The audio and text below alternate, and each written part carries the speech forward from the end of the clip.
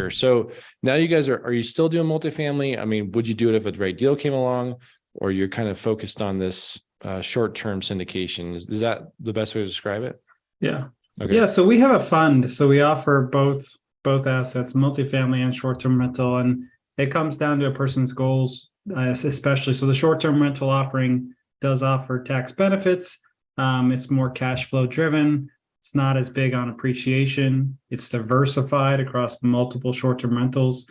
A multifamily fund offering would be more focused on one single property, even though we have it in a fund. It's a one single offering in the fund. But it is, more driven on kind of that long-term appreciation play, more of a conservative risk because you're not as seasonal or you're not as dependent on multiple markets. You're more kind of in a stable asset that really delivers again and again. Apartments aren't going anywhere. And if you're in the right market, rents are consistently going up, even in Phoenix. So a lot of people are scared about rents decreasing in Phoenix for multifamily. But, side note, it went up 30%. So even though you're not increasing for 4% every year, even on a 5-year project, you're probably already baked in your rents because you increased 30% last year. So even deals that were bought last year are pretty much okay in Phoenix, even if rents decrease.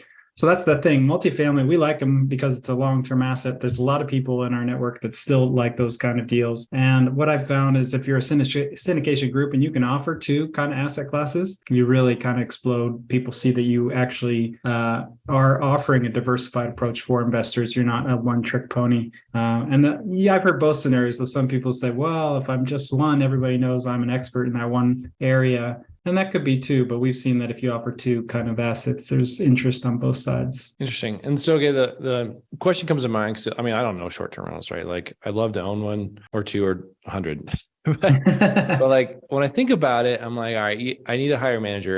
And is it similar to like multifamily where you find a good manager in the market, or is it like, because I know there's also people who are doing it remote. What have you guys decided for management for short term? Yeah, this is where you got to analyze your goals, right? Like, what do you want out of the property? If you're going to buy it for yourself and you have a W-2 and maybe your wife doesn't, or even if you both have W-2s, there's a really cool tax loophole if you own and operate your own Airbnb that allows you to use 100% of the depreciation off of that asset towards your W-2 income. So all of a sudden, it makes a lot of sense for somebody to want to own and manage their own Airbnb, right? Now, if you want passive income, it's not passive. There's a management aspect to it.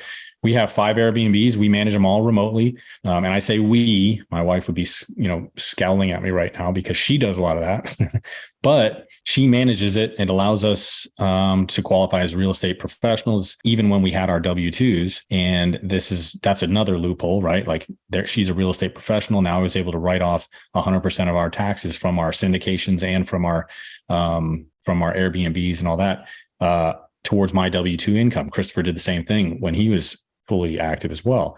But if you wanted it completely passive, and I should go back. So she spends about maybe 1 to 2 hours a day managing them. So that's a lot of time, that's a lot of free time after that.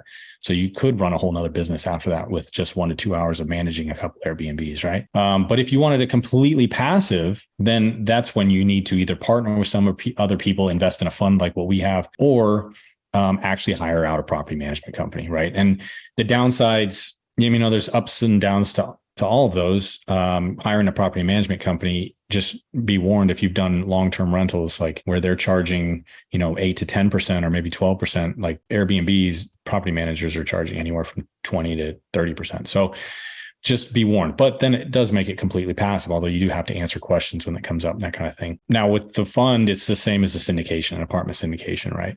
So I think there's just different aspects to it that you'd have to take into account before you do one or the other. If you're just trying to diversify and add another stream of passive income, I would go with a property management company or, somebody partner with somebody or, do a fund like us. But there are definitely pluses to owning your own. Yeah. And I'll just touch really quick, like two of the more popular property management companies that I guess you could say are institutional. They're Vacasa and Evolve.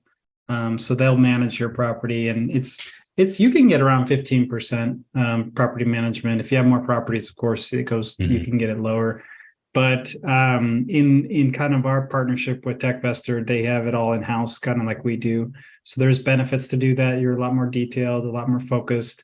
It actually is easier to manage. Well, if you have the right systems, it's easier than being like a C-class property manager, for example. It's a different, your tenants are more luxury and they're more going to take care of the property, and you don't get as much of possibly like, evictions or something like that. That doesn't come along. So, but yeah, you can do it yourself. There's that Vacasa Evolve type approach where they'll do it. It's a midway approach, and then having a full in-house team that is doing it professionally as kind of like a fund offering is the, I guess, the luxury type offering. So love it. Okay.